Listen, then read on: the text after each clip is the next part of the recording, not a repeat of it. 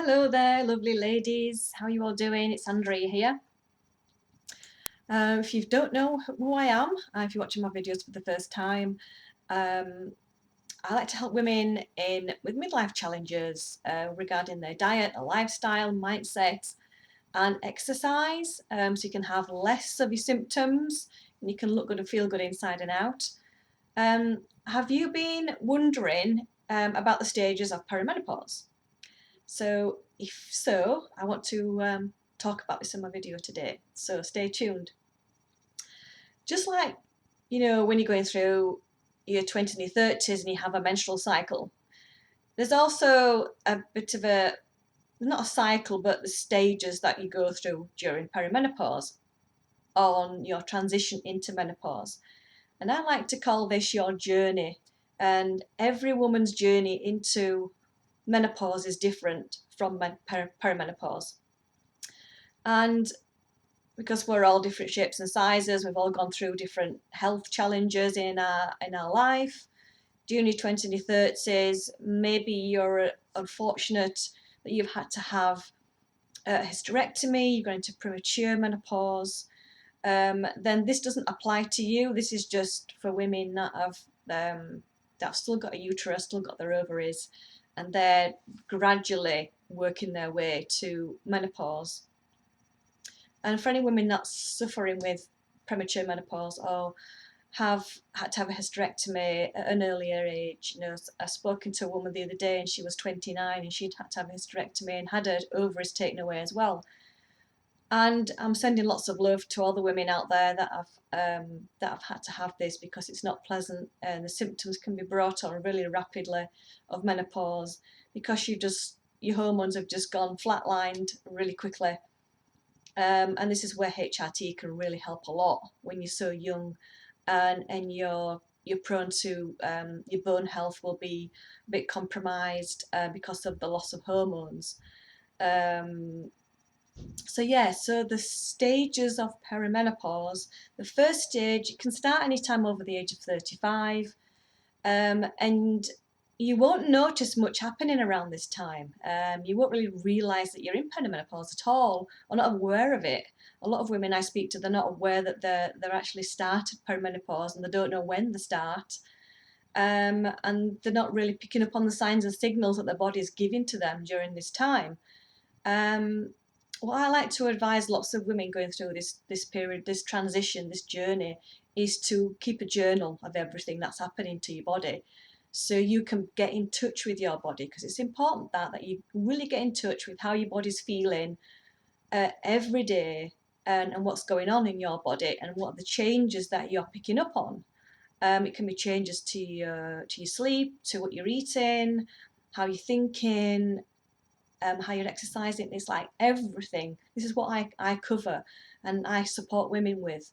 I help them all the time with diet, exercise, mindset, and lifestyle, because all this plays a massive part in your journey and your transition into menopause. So there's not a lot happening over the age of 35 into your early 40s. You may notice a few subtle signs. Your periods will probably still be regular. You won't notice much difference there. But if you are complaining, if you are suffering with heavy bleeding, know that you don't have to put up with that, and there's lots of things that you can help with that. The first thing I'd like to talk to women is go to get checked out with your doctor first to see if there's anything underlying that's causing you heavy bleeding. So that things like fibroids or endometriosis, something like that, uh, and get your levels checked for your hormones, because it could be just estrogen dominance that's causing that, because your progesterone is the first hormone that's going to go low in this first stage. And it can be quite trying for a lot of women. They notice that they've got anxiety and depression a lot more than usual in the 20s and 30s and early 30s, and now over the age of 35, nearly hitting 40, they're starting to feel all this anxiousness and weeping, crying and moodiness, and they don't understand what's going on. And it can be because of the loss of progesterone, because your body it's not liking it at all, losing your progesterone, and it takes a while for your body to adjust and get used to it.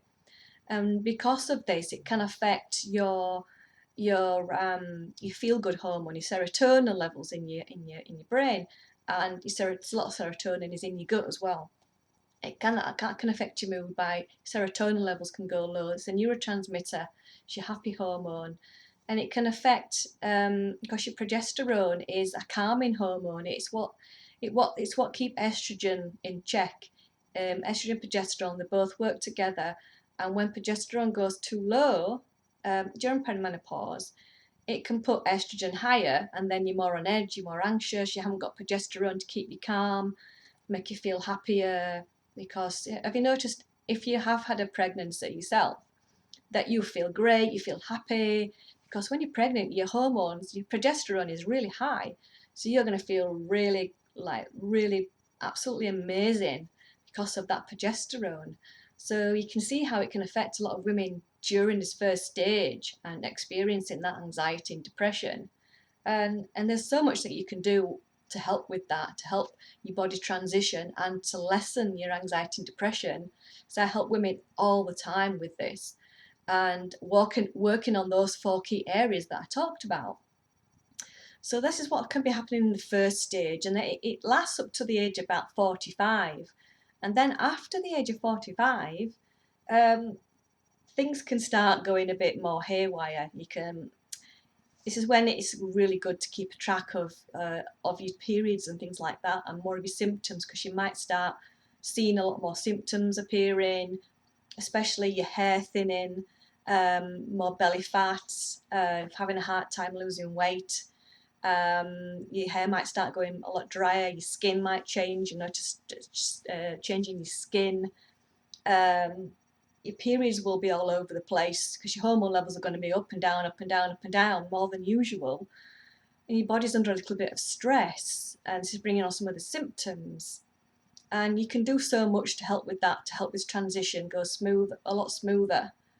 With your diet and mindset, your lifestyle and exercise, and working with your natural rhythm of your body in your different phases of the month, like estrogen phase and your progesterone phase. So much that you can help with that, because you're not going to be ovulating around this time. Over the age of 45, your ovulation will be a bit scatty. Your ovaries are starting to get pack up and starting to stop and retire, stop producing the eggs, and you stop being fertile. So, and your brain can be trying to communicate with your ovaries to wake up. You know, your ovaries are like snoozing and just like, oh, right, I'm just going to take a break. And your brain's going, come on, ovaries, I want you to ovulate, get working, get working. More FSH, more FSH is being pumping out, trying to get your ovaries to work and to perform. So this is what can increase your stress levels in your body. Your brain is trying to communicate and get your ovaries to work, and it's then because they're getting ready to stop, they're not going to be working all the time. You might still have a period, but you probably won't be ovulating every month. And this is where you can double ovulate. You've probably heard many women have twins during this time because because of the double ovulation. I've heard of that happening. And when you don't ovulate all the time, this is when your progesterone can go even lower, and cause more anxiousness there. And so it is important to have a look at, keep a check of everything that's happening in your journal. Write it all down, keep a check of what's happening when you're having your periods, because you're not going to probably be able to track them very well anymore. So you're probably going to have to go around with protection in your bag all the time in case you come on, or you can tell when you're going to get a bleed, because sometimes you can get some in between bleeds. You might bleed more than usual. You might have 1 month where you're heavy and another month where you're light, and then you might have some spotting in between.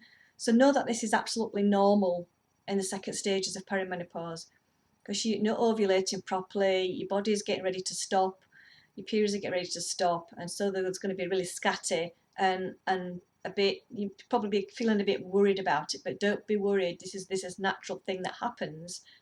The only time you need to really worry is if you're having lots of heavy bleeding and it's going on for longer than a week. You know, it's going on for like nearly a month, and that's not something that you can need to put up with. And like I say, I always advise women to go get checked out first, and then come back to me if they want to work with me to help them control this heavy bleeding, because there's so much that you can do to help with that, to stop the heavy bleeding. It could be estrogen dominance, there could be some liver detoxing problems, maybe some gut issues going on as well. Maybe thyroid's not quite working right, because your thyroid can get sluggish and your adrenal glands can be a bit stressed out, and trying to regulate your hormones, trying to regulate your body as you're going through this time. And it will adjust. Your body will adjust in menopause. Your body will calm down after all this up and down of hormones. In menopause, your body's going to go, phew, thank God for that. We're a bit more settled now. Your body's feeling a bit okay. We're not going up and down all the time. Hormones aren't all over the place. They're at this steady low level. We're going to just like keep working with your diet, with your exercise, with everything else to keep your body, because you still will have a cycle in menopause. Your hormones will still be estrogen dominant in the first part of the month and progesterone dominant in the second part of the month. You still have a cycle, but you just don't have a period. You don't ovulate, and you don't bleed, but you still will have the ups and downs. So it's still important to keep a check on your hormones, to eat good food, and to take care of yourself during this time as well. Because your body is, and the second stage as well, it's like your body changes from day to day. When I went through perimenopause myself, I woke up one day, I felt, oh yeah, I feel good, and then the next day it's like, floor me neck, I can't get out of bed, I'm absolutely shattered, I'm so tired. So your body's like saying, okay, you better keep up with all the symptoms today, because tomorrow they're going to change.